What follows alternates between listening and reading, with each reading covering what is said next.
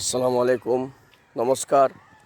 আমি আমার ফেসবুক বন্ধুদেরকে প্রত্যেকের কাছে আমার একটা আন্তরিক শুভেচ্ছা আহ্বান জানাই এবং প্রত্যেককে রিকোয়েস্ট করছি, একটা ছোট্ট ভিডিও করছি। এই ভিডিওটা আপনারা সকলেই শেয়ার করবেন। প্রশাসক এবং প্রশাসন প্রত্যেকের দৃষ্টি আকর্ষণের জন্য ভিডিওটা বানাচ্ছি।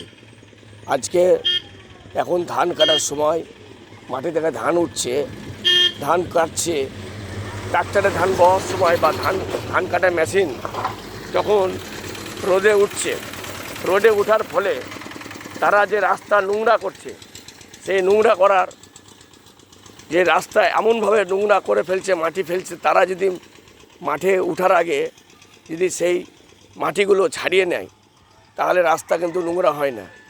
তা আমার বলার ভিডিও করার উদ্দেশ্য হচ্ছে, যদি এলাকার প্রধান বা থানার ওসি বড়বাবু বা বিডিও সাহেব সবাই একটা মিটিং করে বা সবাইকে জানিয়ে দেয়, তাহলে এগুলো কিন্তু হয় না। রাস্তা আমাদের জাতীয় সম্পদ। এই রাস্তায় সবাই যাতায়াত করে, বিভিন্ন ক্যাটাগরির মানুষ যাতায়াত করেন, বিভিন্ন এখানে অনেক পেশেন্ট যাওয়া আসা করে। রাস্তার ভিডিওটা এবার আপনাদেরকে দেখাচ্ছি। বিভিন্ন জায়গায় একদম, যেটা আপনার রামপুরহাট থেকে বিষ্ণুপুর, ওই রোডটাও নষ্ট হয়ে পড়েছে প্রায়। আর এখন আমি যে রোডে আছি সে রোড হচ্ছে মারগ্রাম থেকে হাসন রোডে। রাস্তার অবস্থাটা একটু আপনাদের ভিডিও করছি, আপনারা একটু শেয়ার করেন। এই দেখুন, এইভাবে মাটি পড়ে থাকছে। এটা তো কিছু কিছু মাটি শুকিয়ে গেছে, এমন এমন জায়গায় মাটি পড়ে আছে যে মাটিগুলো যে কোনো কেউ বাইকে অ্যাক্সিডেন্ট হতে গিয়ে স্লিপ খেয়ে, রাত্রেবেলা স্লিপ খেয়ে উঠবে। রাত্রে কুয়াশা পড়ছে, মাটিগুলো ভিজে যাচ্ছে, এর ফলে স্লিপ খেয়ে কুয়াশা হবে। আপনারা একটু লক্ষ্য রাখুন, দয়া করে একটু শেয়ার করুন। এবং কি, যেমন এতটা শেয়ার হয়, ওসি মহাশয়, বিডিও মহাশয়, প্রধানকে আরম্ভ করে সবারই কাছে যায়। আপনারা একটু লক্ষ্য রাখুন কিভাবে মাটি পড়ে আছে। দেখুন, যে কেউ অ্যাক্সিডেন্ট হতে পারে, এইভাবে মাটি পড়ে স্লিপ খেতে পারে। একটু আগে আমি তো স্লিপ খেতাম। তা যা হোক, আমার মনে হলো এই সোশ্যাল মিডিয়ার মাধ্যমে যদি সমাজকে সজাগ করা যায়, সেই হিসাবে একটা ছোট্ট ভিডিও, যদিও ভিডিও আপনারা একটু শেয়ার করলে খুব উপকারী হতো, প্রত্যেকের উপকার হয় এইভাবে দীর্ঘ রাস্তা জুড়ে।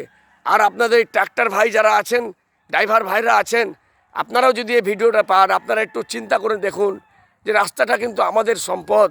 আপনারা যখন গাড়ি তুলবেন, জমি থেকে মাটি যখন গাড়িতে তুলবেন, একটা কিছু লোহা দিয়ে এই টায়ার থেকে মাটিগুলো ছাড়াতে পারবেন আপনারা। সেই মাটিগুলো যথেষ্ট ছাড়ানো, কোনো মাত্র 5 মিনিট কাজ, সেই মাটিটা ছাড়াতে পারবেন। কিন্তু আপনারা ডাইরেক্ট জমি থেকে রোডে তুলে নিচ্ছেন। একটু ভাবুন, একটু চিন্তা করে দেখুন কি বিচ্ছিরি অবস্থা, এই রাস্তাগুলোর কি বিচ্ছিরি অবস্থা। যারা ধান হারভেস্টিং মেশিন যাদের আছে, ধান কাটছেন, তারা ধান কাটার সময় মাটিটা ছাড়িয়ে নেন। আরে সামান্য 5 মিনিট লাগবে, একটা কিছু কিনে লাঠি দিয়ে বা কাদা দিয়ে মাটিগুলো ছাড়িয়ে দিলে এই রোডটা নষ্ট হয় না। এই রোড আমাদের জাতীয় সম্পদ। এই রাস্তা না থাকলে মানুষ কত অসুবিধা হবে। যে কেউ রাত্রেবেলায় অ্যাক্সিডেন্ট হয়ে দুর্ঘটনা ঘটতে পারে। এই বলে আমি ছোট্ট ভিডিওটা শেষ করলাম। আশা করছি কিছুটা কাজ হবে। আসসালামু আলাইকুম।